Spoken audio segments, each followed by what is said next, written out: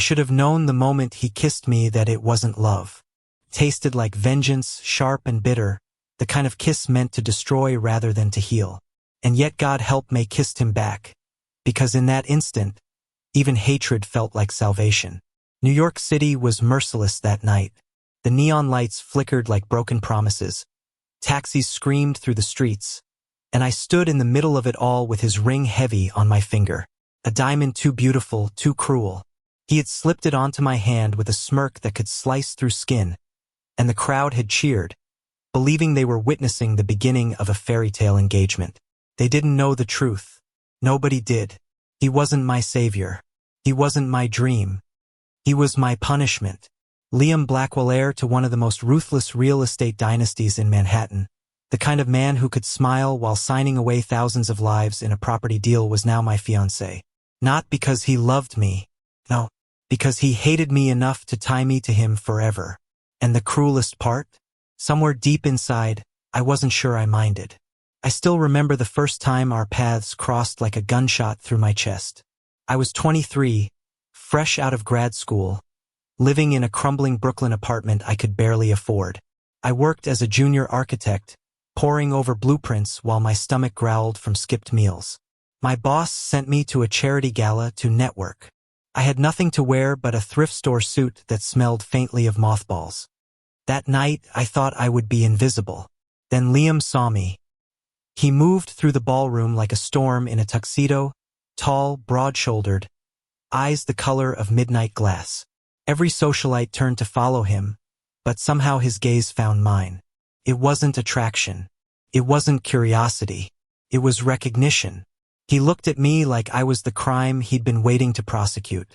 And before I could even breathe, he was in front of me, extending a glass of champagne I couldn't afford.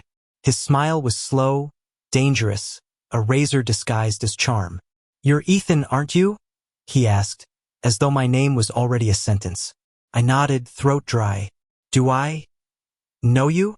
His laugh was soft, but it cut like frost. "Oh, we'll get to know each other very well." I didn't know what he meant then, but I know now. He had already decided my fate. 2 months later, I wore his ring. The engagement announcement splashed across every major newspaper in the city. Social media lit up with congratulations. My coworkers gawked, whispering about my good luck.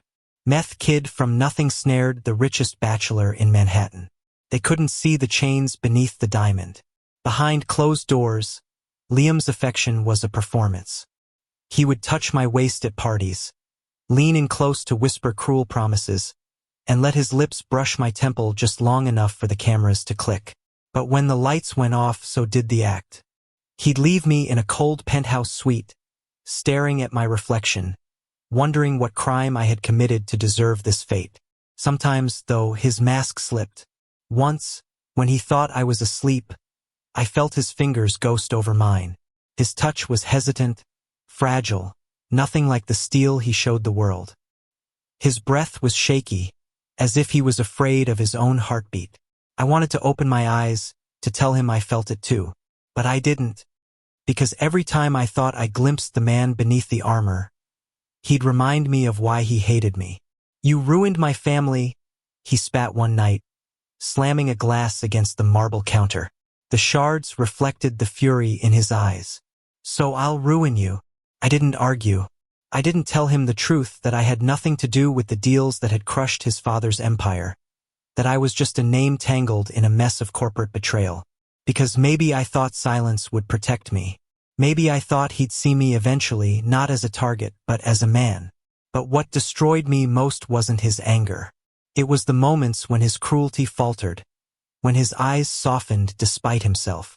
Like the night we got caught in the rain, running through Central Park. He laughed. God, he actually Lafita's water drenched his perfect suit.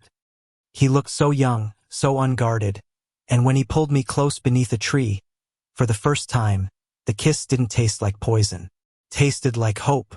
And hope was far more dangerous, because the more I tried to hate him, the more I failed. The more I told myself this engagement was a prison, the more I longed for his arms. He was a storm I couldn't survive, and yet, I didn't want the rain to stop. What terrified me most was the way he looked at me when he thought I wasn't watching.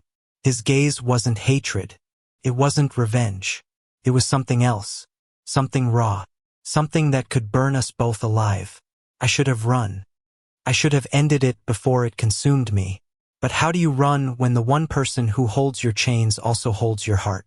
The night he finally broke was the night I realized I had already lost myself to him. We were in his penthouse, the skyline glittering through floor-to-ceiling windows like a million indifferent stars. I had confronted him, demanded the truth about why he kept me shackled to his side, and for once he didn't sneer. He didn't lash out. Instead, his voice cracked.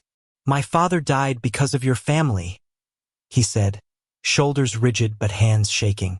"Everything he built was ripped from him. And Yuri, the son of the man who signed those papers. Don't you understand? Loving you is the cruelest thing I could do to myself." The words should have gutted me, but all I could hear was the confession buried beneath them. Loving you. I stepped closer, heart pounding like it wanted to escape my chest. "Then stop pretending it's revenge," I whispered. "Stop hiding behind hate. If you want to hurt me, Liam, just walk away. But if you stay, then don't you dare lie about why." For the first time, he couldn't look at me. The man who could stare down CEOs and politicians like they were ants suddenly bowed his head like a boy lost in the dark. "I don't know how to stop," he admitted, voice raw. And that was when I understood revenge was never the chain between us. It was fear. Fear of loving the very person he thought he should despise. From that night on, everything shifted. The walls between us began to crumble in ways neither of us could control. His touches grew softer, lingering not for the cameras but for himself. The nights he used to abandon me turned into nights he held me until dawn. His laughter returned, fleeting at first, then steady, like sunlight thawing a winter that had lasted too long. But the past wasn't done with us. The whispers began, investors questioning his judgment, rivals circling like vultures, gossip columns mocking the idea that Liam Blackwell could fall for the son of his family's enemy. The pressure mounted until one evening, he stood before me with his jaw clenched, eyes wild with desperation. "Ethan," he said, voice heavy as stone, "if I end this now, I can protect you. If I let you go, they'll stop targeting you. Don't you see? Loving me will destroy you." I shook my head, tears burning my eyes. "No, Liam. Pretending you don't love me will destroy us both. Haven't you learned? We're already ruined without each other." And then I kissed him, fiercely, desperately, as if to silence every ghost between us. His resistance shattered, his arms crushing me against him like I was the only anchor keeping him alive. That was the night we chose each other, no matter the cost. The storms came, of course. His empire teetered, my name was dragged through tabloids, and we faced endless nights of doubt and fear. But through it all, he never let go. When I faltered, he held me tighter. When he crumbled, I was there to catch him. Together, we built something neither of us had believed in before, something stronger than revenge, stronger than hate. Love. It wasn't the kind of love people write fairy tales about. It was jagged, messy, scarred by all the battles we fought to keep it alive. But it was real, and it was ours. Years later, standing beneath the autumn leaves in Central Park, the same place where we had once kissed in the rain, knelt on one knee. No cameras, no audience, just him and me. His hands trembled as he opened the small velvet box, but his voice was steady. "This time," Liam said, his midnight eyes soft and unguarded, "it's not revenge, it's not duty, it's just love. Ethan, will you marry me for real?"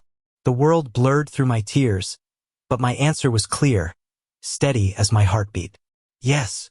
He slid the ring onto my finger, and it felt nothing like a chain. Felt like freedom. As he stood and pulled me into his arms, I realized the truth I had been blind to from the beginning. He hadn't trapped me with vengeance.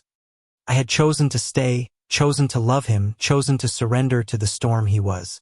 And in that surrender, I was free. Because sometimes the prison isn't the arms that hold you. Sometimes it's the world outside.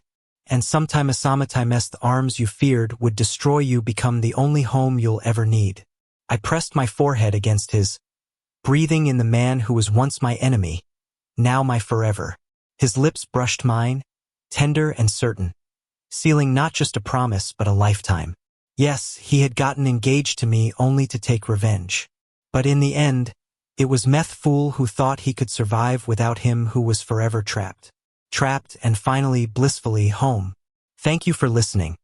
Don't forget to like and subscribe to stay updated with the latest videos.